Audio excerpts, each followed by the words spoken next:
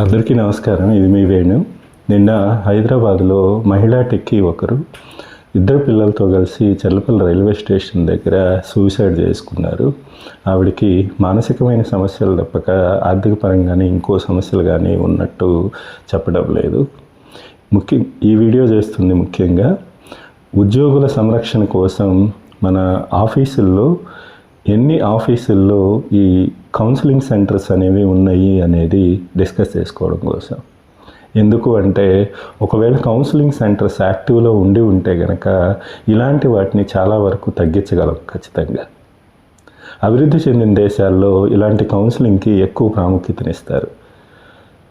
మీరు కొన్ని దేశాల్లో చూసుకోండి, టోల్ ఫ్రీ నెంబర్కి కాల్ చేయగానే ఇది మానసికమైన సమస్య లేకపోతే ఎమర్జెన్సీనా అని ఖచ్చితంగా అడుగుతారు. ఒకవేళ మానసికమైన సమస్యలు ఉంటే కనుక వాటికి సంబంధించి వాళ్ళకి కాల్ అనేది ఫార్వర్డ్ అవుతుంది. తర్వాత కౌన్సిలింగ్ అనేది ఇనిషియేట్ చేస్తారు. మనం తప్పకుండా అవి తీసుకోవాల్సిందే. ఈవెన్ పనిచేసే చోట్ల కూడా ఇలాంటివి వాళ్ళు చాలా చక్కగా ఫాలో అవుతారు. ఒకవేళ ఉద్యోగి ఏదైనా మానసికంగా సంఘర్షణలో ఉన్నాడు అని వాళ్ళకి కనిపిస్తే ఇమీడియట్గా వాళ్ళు అదే రిఫర్ చేస్తారు. Why don't you go for a counselling అని. ఎందుకంటే వాళ్ళకి ఉద్యోగుల సంరక్షణ హై ప్రయారిటీ కిందే కనపడుతుంది. కానీ ఇండియా లాంటి దేశాల్లో, ముఖ్యంగా ఇండియాలో ఐటీ ఎవల్యూషన్ వచ్చిన తర్వాత, సర్వీస్ బేస్ కంపెనీలు ఎక్కువైన తర్వాత ఇక్కడ ఉద్యోగుల భద్రత అనేది లో ప్రయారిటీకి మారిపోయింది. పైకి కనిపించడానికి మాత్రం ప్రతి ఐటీ కంపెనీ యాజమాన్యం కూడా ఉద్యోగుల సంరక్షణే మాకు ప్రధాన అజెండా అని చెప్తారు. కానీ యాక్చువల్ సిచ్యువేషన్కి వచ్చేసరికి ఉద్యోగుల సంరక్షణ అనేది లో ప్రయారిటీకి దిగజారిపోయింది. ఎందుకంటే ఇక్కడ ప్రాజెక్ట్ కంప్లీట్ చేయటం, క్లయింట్ని సాటిస్ఫై చేయటం అనేది హై ప్రయారిటీ కింద మన వాళ్ళు కన్సిడర్ చేస్తున్నారు. ఎందుకంటే ఆర్థికపరమైన అంశాలు ఎక్కువ ప్రయారిటీ ఇస్తాం కాబట్టి. ఇక్కడ ఉద్యోగుల ప్రాణాలు ఏమైనా పర్లేదు, ఉద్యోగులు ఒకడు పోతే ఇంకొకడు వస్తాడు అనే క్రైటీరియాతో ఉంటారు కాబట్టి ఇక్కడ వాళ్ళ గురించి పట్టించుకునే నాదుడే లేకుండా పోయాడు ఐటీ కంపెనీల్లో.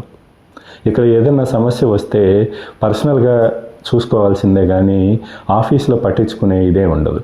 ఎందుకంటే మనకి ఇలాంటి కౌన్సిలింగ్ సెంటర్స్ అనేవి లీగల్గా కార్మిక చట్టాల ప్రకారం ఖచ్చితంగా ఉంటాయి. కానీ ఎంతమంది ఐటీ ఉద్యోగులకి ఇలాంటి కౌన్సిలింగ్ సెంటర్స్ ఉన్నాయి, మనం వాళ్ళని ఈ నెంబర్కి డయల్ చేసి కాంటాక్ట్ అవ్వచ్చు అని తెలిసి ఉంటుందో మనం చెప్పలేము. ఇక్కడ అసలు అలాంటి మెయిల్స్ కూడా వెరీ రేర్గా చూస్తూ ఉంటాం మన ఇన్బాక్స్లో. ఎందుకంటే వాటికి యాజమాన్యం కూడా లో ప్రయారిటీ ఇస్తుంది. ఇక్కడ కరోనాకు ముందు ఉద్యోగుల మధ్య కమ్యూనికేషన్స్ కానీ, హెచ్ఆర్ యాక్టివిటీస్, హెచ్ఆర్తో కమ్యూనికేషన్స్ కానీ బాగానే ఉండేవి. కరోనా తర్వాత ఇలాంటి కమ్యూనికేషన్ బాగా తగ్గిపోయింది. ఉద్యోగుల్లో కూడా మానసికమైన సమస్యలు ఎక్కువైపోయాయి కరోనా తర్వాత. ఎందుకు అంటే ఒక రీజన్, కరోనాలో పర్సనల్ బాండింగ్ అనేది బాగా పెరిగిపోయింది కుటుంబ సభ్యుల మధ్య.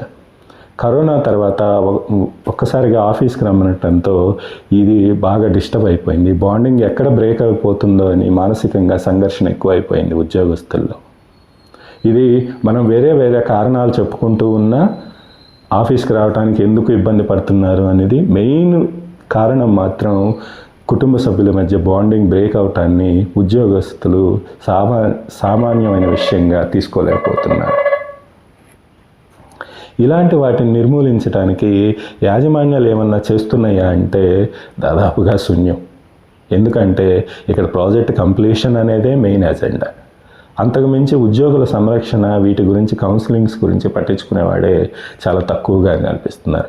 ఏవో కొన్ని సంస్థల్లో మాత్రం వెరీ రెగ్యులర్గా హెచ్ఆర్తో మీటింగ్స్ కానివ్వండి, అండ్ ఉద్యోగుల మధ్య కొన్ని ప్రోగ్రామ్స్ కానివ్వండి, గేమ్స్, ఎంటర్టైన్మెంట్ రిలేటెడ్ ప్రోగ్రామ్స్ కానివ్వండి కండక్ట్ చేస్తూ ఉన్నాయి. కానీ ఎక్కువ శాతం ఇలాంటి వాటిని అసలు పట్టించుకోవటం మానేశారు ఇండియాలో. ఎందుకు అంటే మన దగ్గర చట్టాలన్నీ కూడా పేపర్లోనే ఎక్కువ కనపడతాయి. ఇంప్లిమెంటేషన్కి వచ్చేసరికి చాలా తక్కువగా చూస్తూ ఉంటాం. ఇకనైనా ఐటీ కంపెనీ యాజమాన్యాలు మేలుకొని ఇలాంటి కౌన్సిలింగ్ సెంటర్స్ని, సైకలాజికల్ కౌన్సిలింగ్ సెంటర్స్ని ఉద్యోగులకు ఎంత దగ్గరగా చేస్తే అంత ఎక్కువ ప్రయోజనం ఉంటుందని అనుకుంటున్నాను. దీని మీద మీ కామెంట్స్ ఏంటో తెలియజేయండి. Thank you.